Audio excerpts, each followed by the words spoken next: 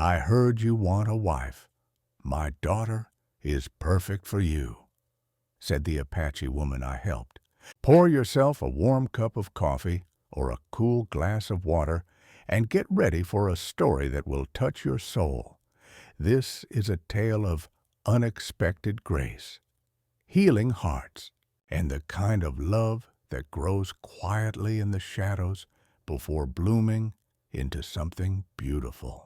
Don't forget to like, subscribe, and hit the bell for more stories where broken souls find their way home to each other. Texas Frontier, Winter, 1882. When Hermit Calder Vance rescued a dying Apache woman from the trail, her first words stunned him. I heard you want a wife. My daughter is perfect for you. What emerged from the trees changed his solitary life forever. She was Sona, young and cast out by her own people for attracting unwanted attention, carrying secrets and bruises that spoke of harsh treatment.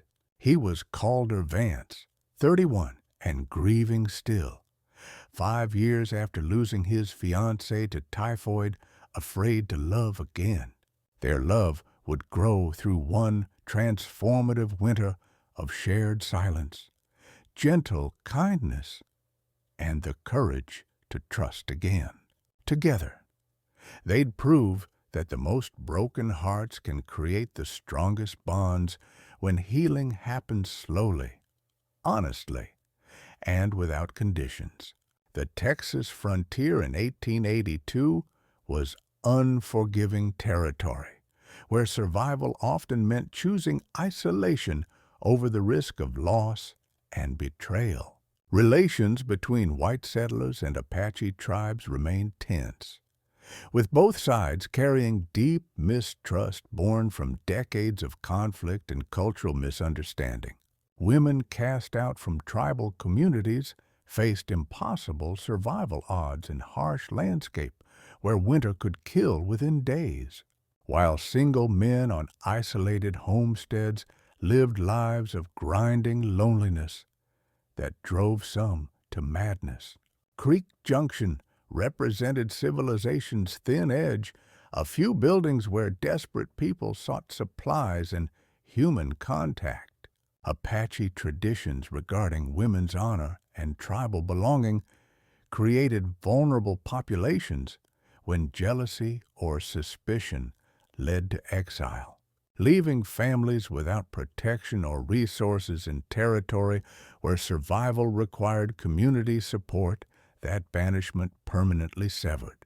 23-year-old Sona had endured systematic blame for masculine attention she'd never encouraged, culminating in tribal exile that left her and her dying mother without protection or resources during brutal winter weather.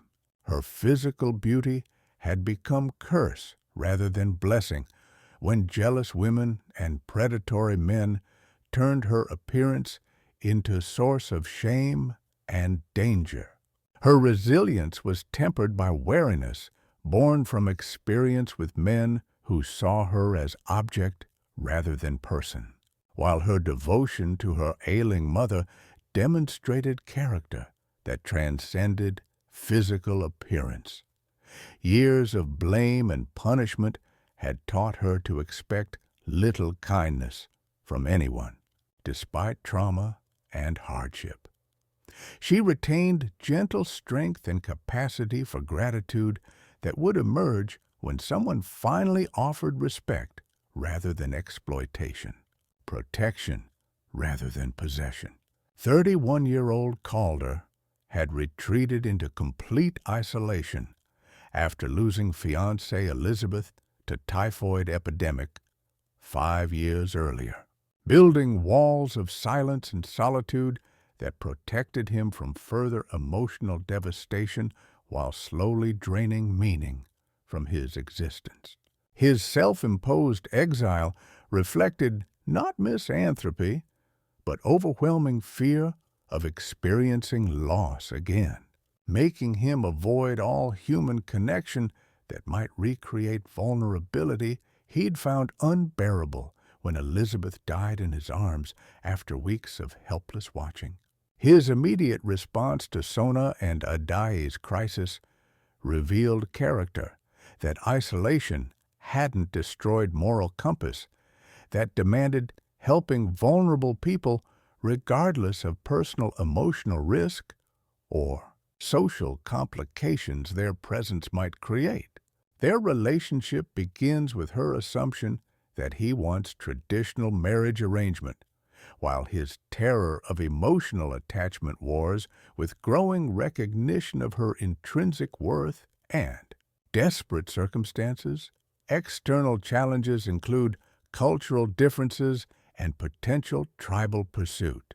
Internal obstacles involve his grief-induced isolation and her trauma from systematic mistreatment, making trust difficult despite mutual attraction and growing dependency on each other for survival and healing.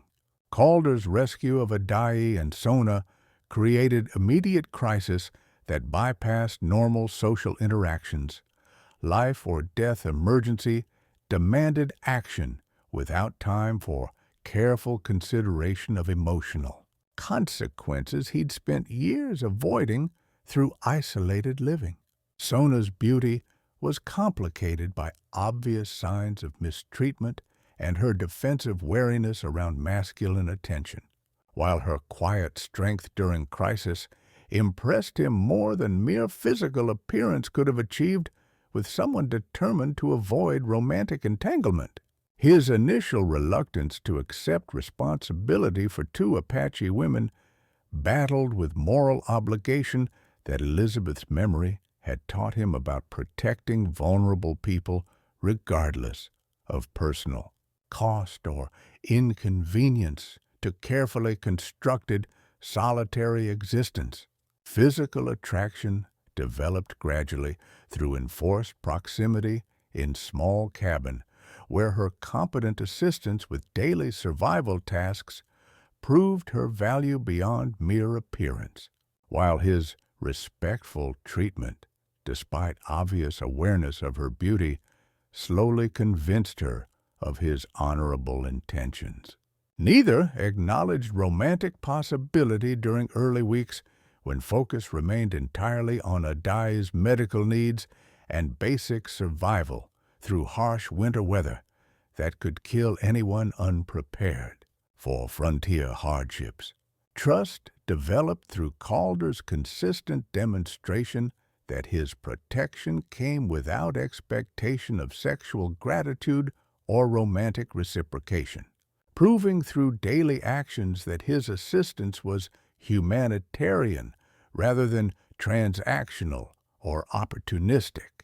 Sona's efficient assumption of household responsibilities while caring for dying mother showed appreciation expressed through contribution rather than mere dependence, proving she valued partnership over charity that might create obligations she couldn't fulfill. Their evening conversations around fire created safe space for sharing limited information about backgrounds without pressure for complete disclosure about traumatic experiences neither was ready to discuss fully with someone they'd known only weeks. Physical comfort evolved slowly through necessary contact during daily tasks, shared warmth during cold nights, brief touches while coordinating household work. His gentle assistance when she was overwhelmed by mother's declining condition. The breakthrough came when Sona voluntarily revealed circumstances of tribal exile, trusting Calder with information that could be used against her. If he proved unworthy of confidence, she was learning to place in his character rather than his words. Her acceptance of his coat during cold evening marked first conscious choice to accept personal care rather than mere survival assistance, while his offer demonstrated growing personal attachment rather than mere humanitarian obligation.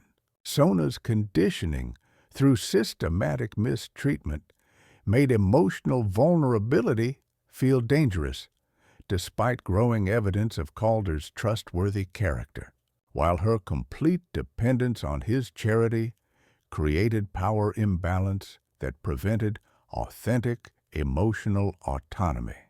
Calder's terror of romantic attachment battled with growing appreciation for Sona's character and beauty, while guilt about potential betrayal of Elizabeth's memory prevented acknowledgement of feelings that threatened carefully maintained emotional defenses.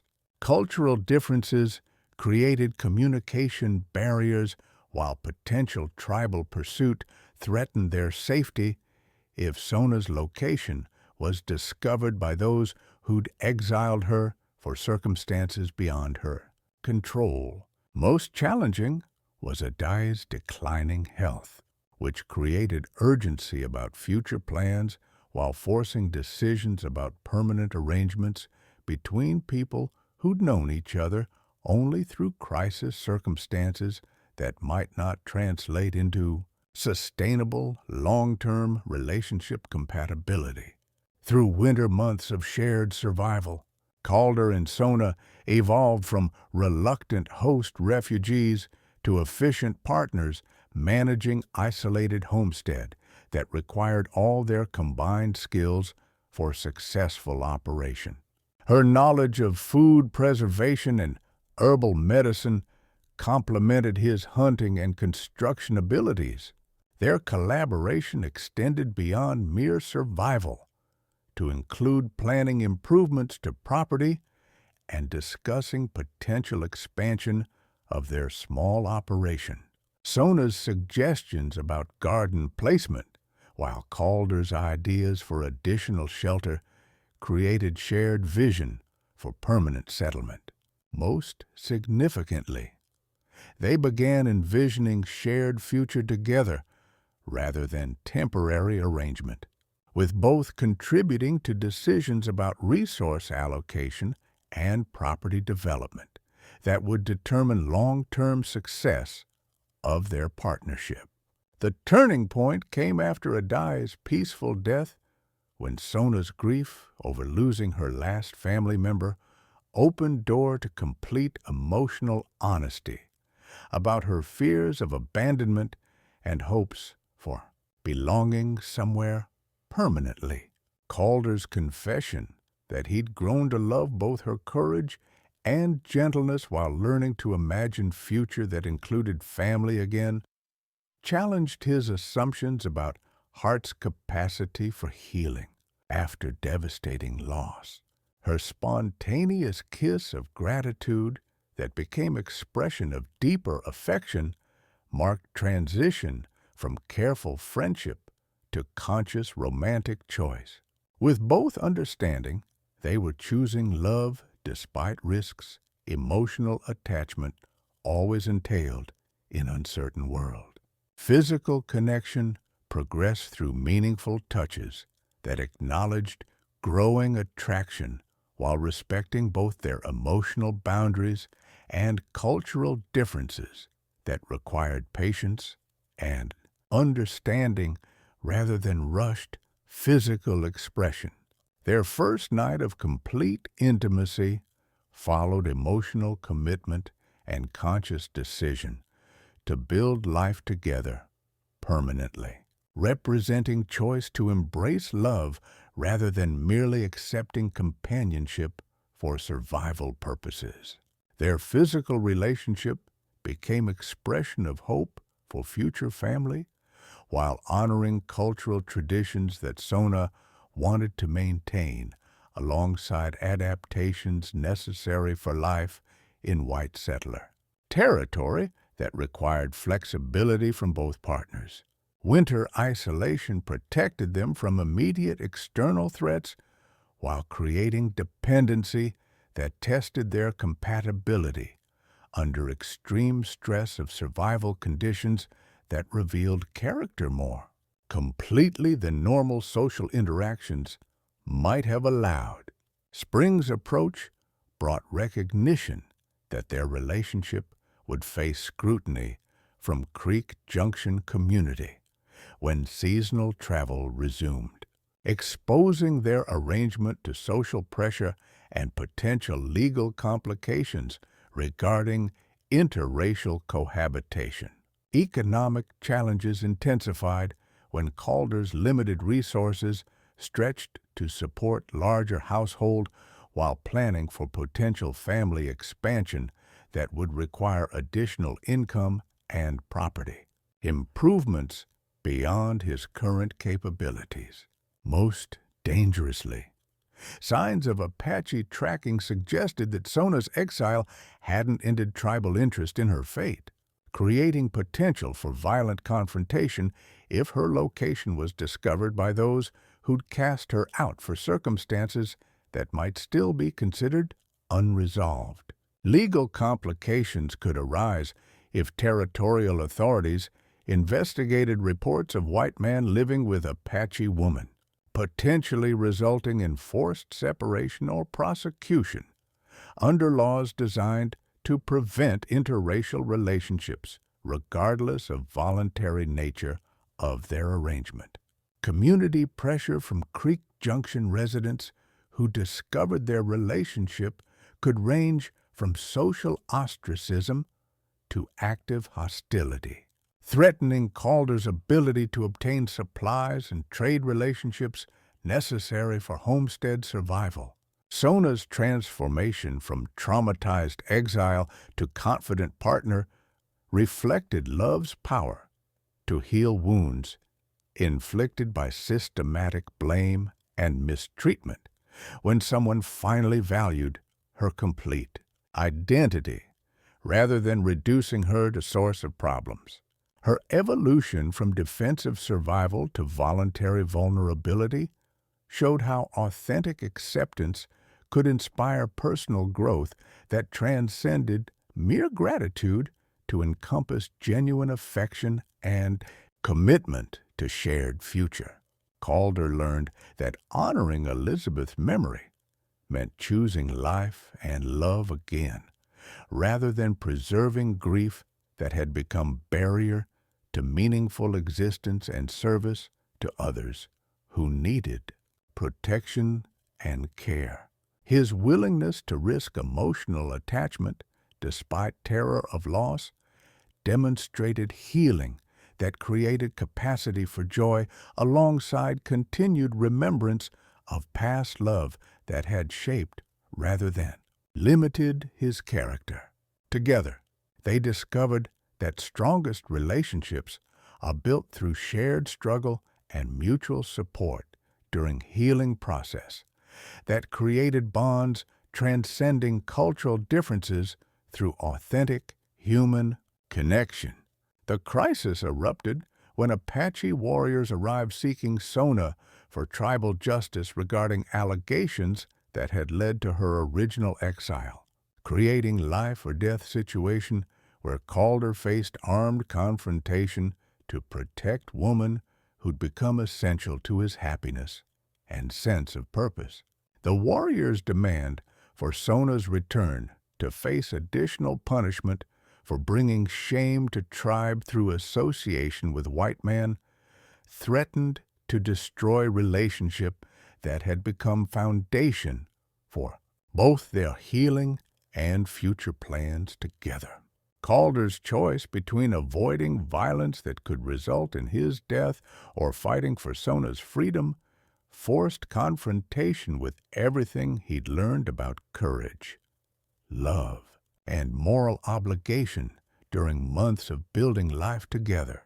The separation felt like death when warriors succeeded in capturing Sona despite his resistance, leaving him wounded and facing possibility that he might never see her again while she faced punishment that could include death for her continued crimes against tribal honor. Most devastating was recognition that their love, however authentic and healing for both of them, might not be sufficient to overcome cultural barriers and tribal justice that considered her relationship with him additional evidence of corruption requiring elimination. returned to tribal custody and facing council judgment about her relationship with white man alongside original allegations about inappropriate behavior with tribal members. Sona endured psychological torture designed to break her spirit and force confession of guilt.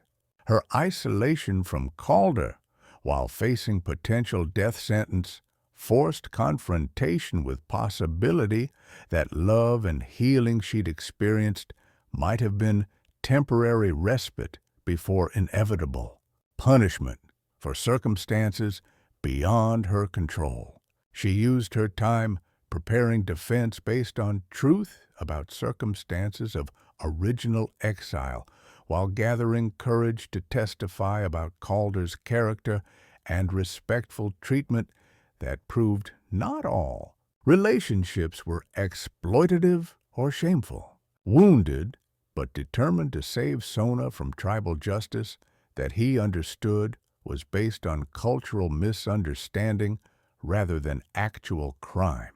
Calder sought help from military contacts and territorial authorities who might intervene.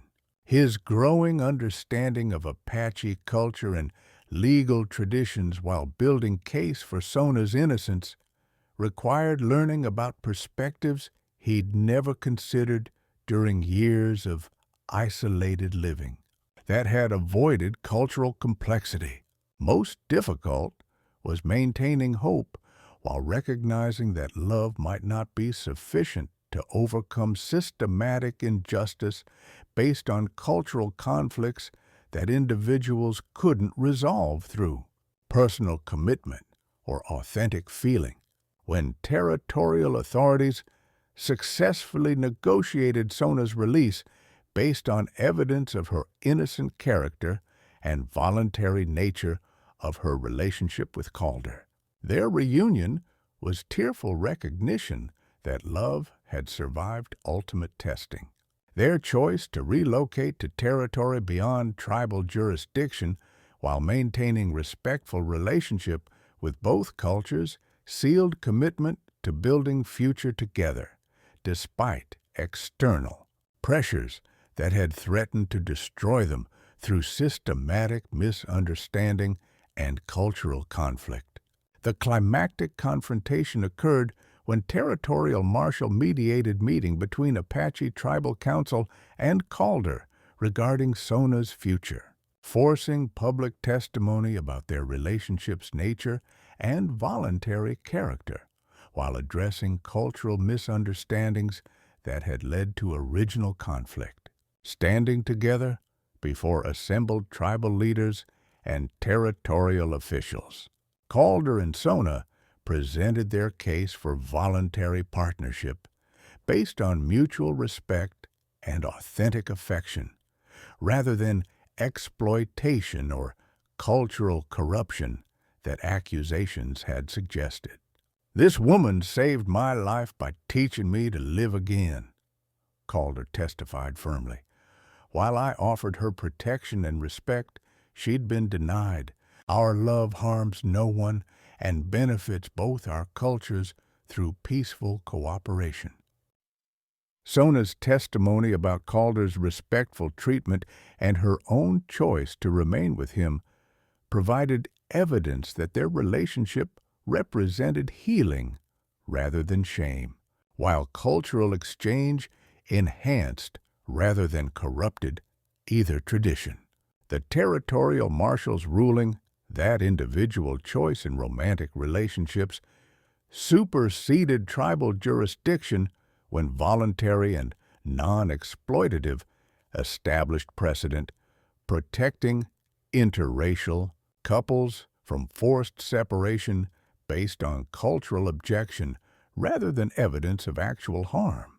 Tribal council's grudging acceptance of ruling while blessing Sona's choice to remain with Calder marked resolution of cultural conflict through recognition that love and respect transcended racial boundaries when demonstrated through consistent action rather than mere declaration. Most importantly, their testimony had educated both cultures about possibilities for peaceful coexistence and mutual respect. When individuals chose understanding over prejudice and cooperation over conflict.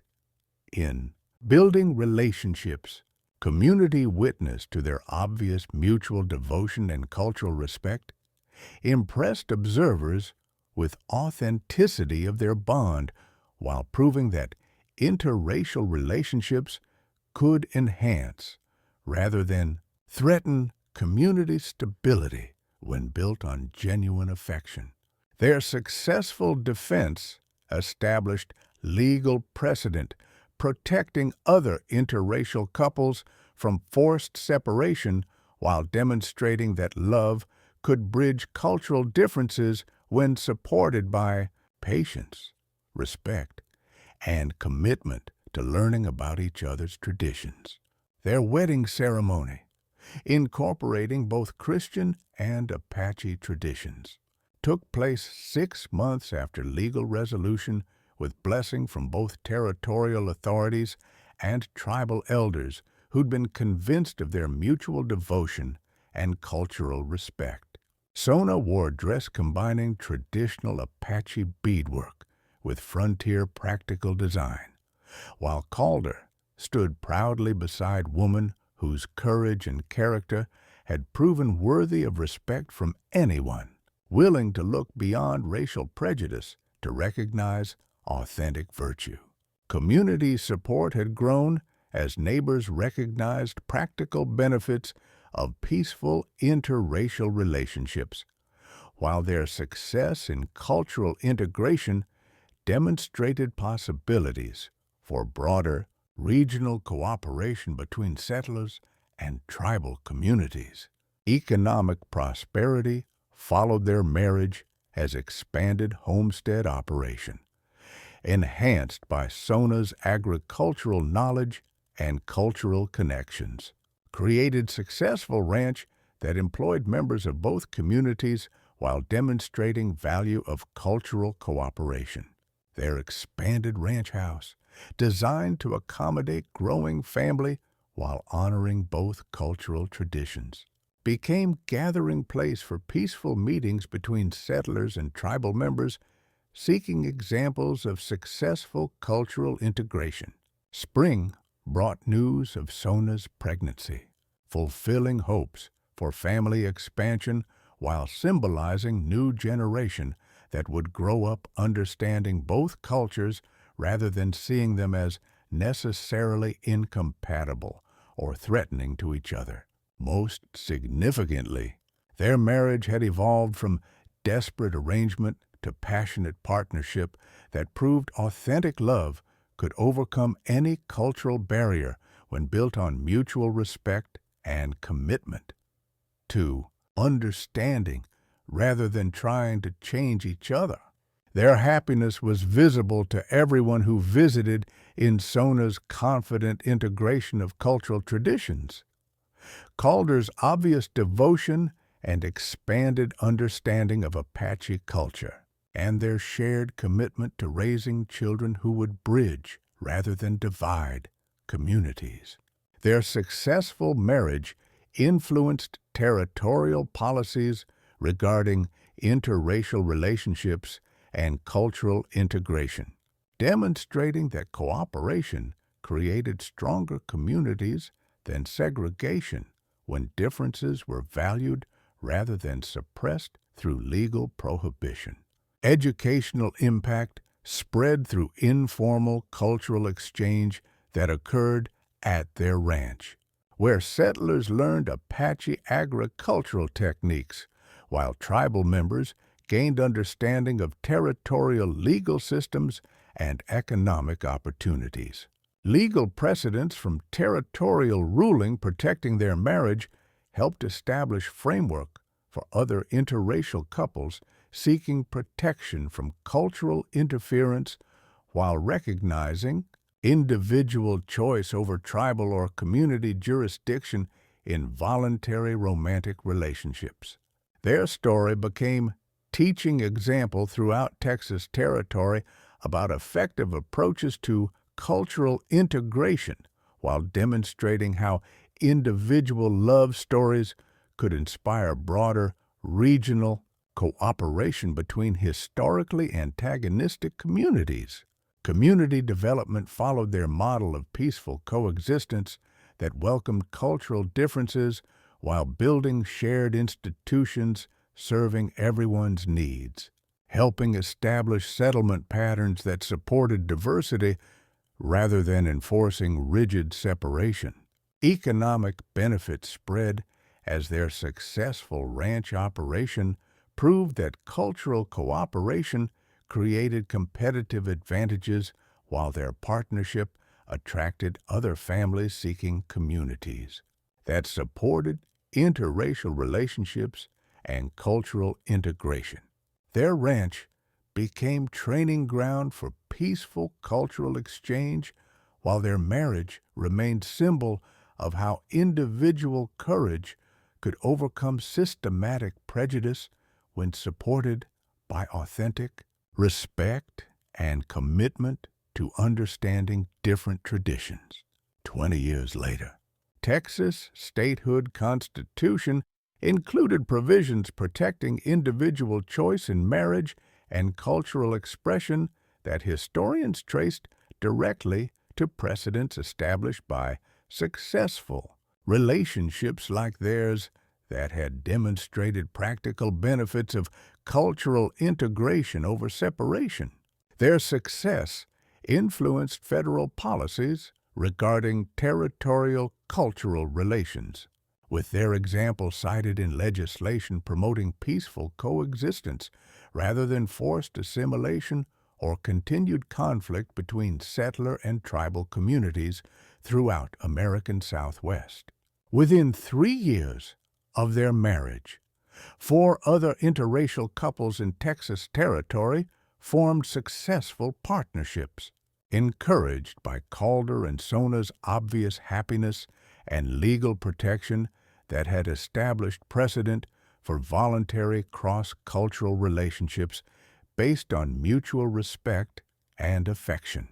Their ranch became informal meeting ground where settlers and Apache families could interact peacefully, building understanding that reduced regional tensions while demonstrating practical benefits of cultural cooperation in economic development and community security.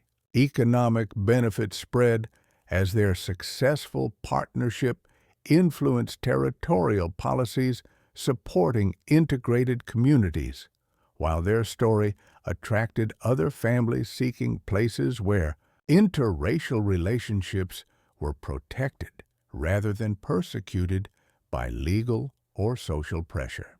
Their example influenced territorial marriage customs by proving that relationships based on character compatibility rather than racial categories created stronger families when supported by cultural respect and legal framework protecting individual choice over community prejudice. Their marriage influenced federal legislation protecting individual rights in romantic relationships while establishing framework for territorial cultural integration that prioritized peaceful coexistence over forced assimilation or continued conflict between different communities. Educational programs based on cultural exchange at their ranch influenced territorial policies, supporting peaceful relations between settler and tribal communities, demonstrating that cooperation created better outcomes than segregation for regional development and security. Legal precedents from their case helped establish federal protection for interracial marriages, while recognizing that individual choice superseded tribal or community authority when relationships were voluntary and non-exploitative, influencing later civil rights legislation. Their successful cultural integration influenced territorial economic policies that supported rather than restricted cooperation between different communities, proving that diversity created competitive advantages rather than threatening social stability when properly managed. 25 years later, Texas' statehood constitution included comprehensive civil rights provisions protecting individual choice and cultural expression that legal historians traced directly to precedents established by successful partnerships like theirs. Their marriage evolved into legendary partnership characterized by mutual growth and deepening love that impressed territorial officials and tribal leaders alike. Sona's transformation from exile to respected community leader, while Calder's evolution from isolated hermit to successful rancher, demonstrated healing power of authentic cross-cultural relationships. They raised 6 children who grew up fluent in both languages and comfortable with both cultures, while their household became model for frontier families that valued cultural diversity rather than viewing differences as threats.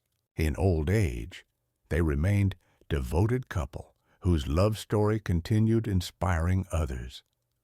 True love recognizes worth beyond cultural differences while building bridges where others see only barriers. The strongest relationships are formed by people brave enough to choose understanding over prejudice and cooperation over fear. If this story of unexpected love and cultural healing touched your heart, like this video. Subscribe for more beautiful frontier romances and share your thoughts below. Sometimes the most beautiful love stories begin when someone says, "She's perfect for you," and ends up being absolutely right. Here's to all the couples who prove love knows no boundaries.